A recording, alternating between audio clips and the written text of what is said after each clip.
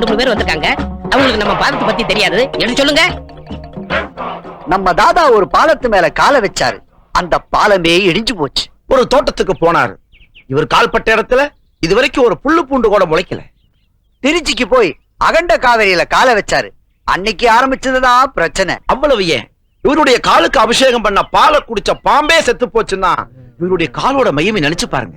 இப்படி இவருடைய பாதம் பட்ட இடமெல்லாம் அழிஞ்சு போறதாலதான் பக்தர்கள் இவரை அன்போடவும் பண்போடவும் பாசத்தோடவும் லெக்கு தாதான்னு அழைக்கிறாங்க. லெக்கு தாதா, லெக்கு தாதா, லெக்கு தாதா. சரி, இப்போ யாராரு குடும்பம் அழிஞ்சு போகணும், யாராரு குடும்பம் நாசமா போகணும், யாராரு குடும்பம் நசிஞ்சு மண்ணோட மண்ணா போகணும்னு லெக்கு தாதா கிட்ட சொல்லுங்க.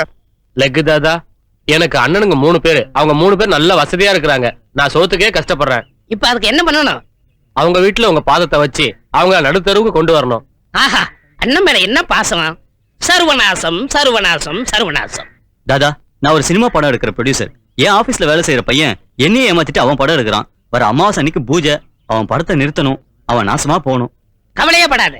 படம் எடுத்தாலே நாசமா போயிருவான். போ. லெக்கு தாதா, என்னடா? மாமூல் வசூலிக்க போனோம். எல்லா கடைக்காரனும் கரெக்டா கொடுத்துட்டான். ஊர்ல இருந்து ஒருத்தன் புதுசா வந்திருக்கான். அவன் மட்டும் மாமூல் தரவே மாட்டேங்கிறான். என் காலோட மகிமையை சொன்னியா? சொன்னனே, மதிக்கல. லெக்கு தாதாவே நேர்ல வர சொல்றான். அப்படியா சொன்னா? வர்றேன். அவன் கடையில காலை வைக்கிறேன்.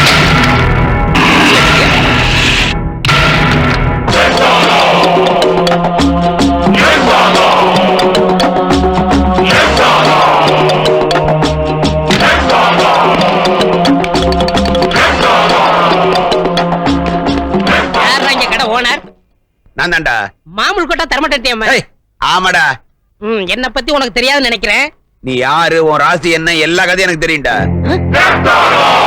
தெரிஞ்சிருந்து உனக்கு பயம் இல்லையா? எனக்கு என்னடா பயம்?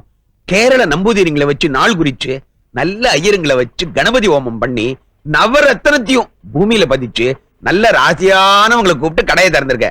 உன்னால என்ன ஒண்ணும் பண்ண முடியாது. உன் காலு சுண்டைக்கா படா. சரி, உன் அழிவை நீயே தேடிக்கிற போது நான் என்ன பண்ண முடியும்? என் காலோட மகிமை பாரு.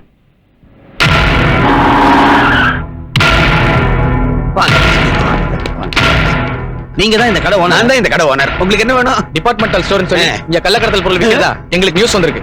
அதனால இந்த கடையை மூடி சீல் வைக்க போறோம். அதனால உங்களை அரெஸ்ட் பண்றோம். அரெஸ்டா? சர்வநாசம் சர்வநாசம் சர்வநாசம். சனியனே துணை. வாங்க.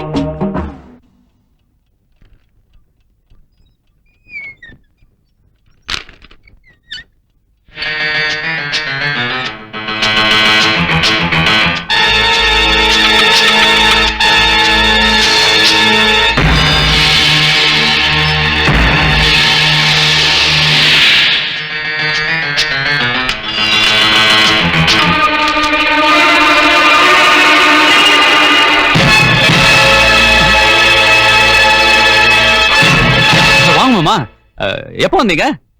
முன்னாலே வந்துட்டேன். இந்தாங்க நீங்க கேட்ட ட்ரெஸ். தேங்க்யூ மாமா. நக்கர நாய்க்கு செக்குக்கு சிவலிங்கத்துக்கு வித்தியாசம் தெரியாதுங்க. சரியா தான் இருக்கு. என்னமா கை கழுவ போறியா? ஆமா. அட நீ தனியா கையை கழுவி, நான் தனியா காலை கழுவி, எதுக்குப்பா தண்ணியை வேஸ்ட் பண்ணோம்? கையை நீட்டு 2 பேரும் ஒண்ணா கழுவிக்குவோம். அட நீட்டப்பா.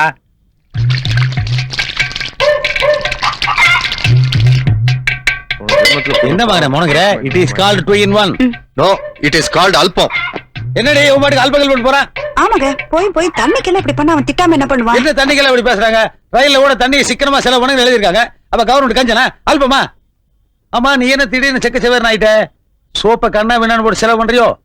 அதெல்லாம் ஒண்ணும் இல்ல, மனசுல கொஞ்சம் கவலை.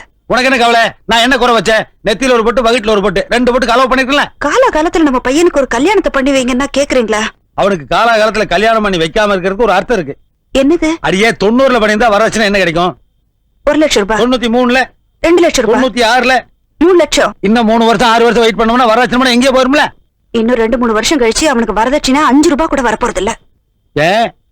வரதட்சணை ரேட் மாத்திரமா ஏறும், வயசும் ஏறும். வயசானவனுக்கு யாருங்க பொண்ணு கொடுப்பாங்க? ஐயோ, நானே வரதட்சணை படத்தை கால்குலேட் பண்ணே தவிர அவனுக்கு வயசாகுதுங்கிற பாயிண்டே மிஸ் பண்ணிட்டேன். கவலையே படாத.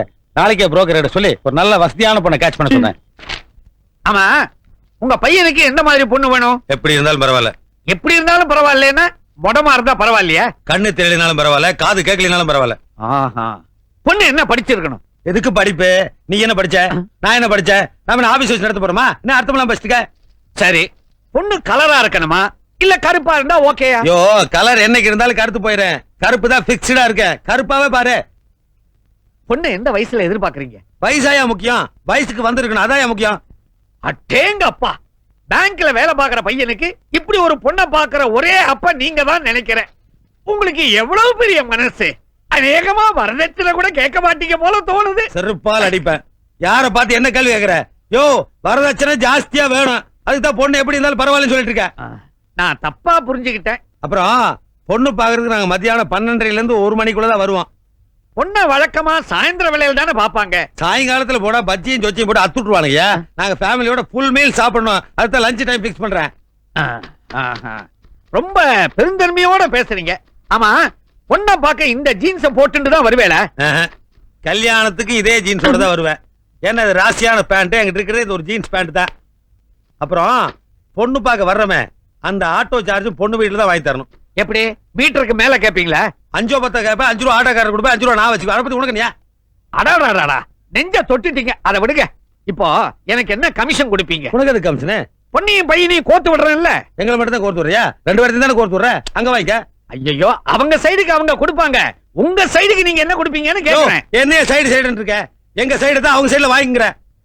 கிழிஞ்சது கிருஷ்ணகிரி. இதுக்கே கிருஷ்ணகிரி கிளியுதா? இப்ப தர்மபுரி சேர்ந்து கிளிய போகுது பார். ஒரு 50 ரூபா விடு. எதுக்கு? என்ன நான் வெட்டி நாய் பேச உங்க வீட்டு வந்தேன்?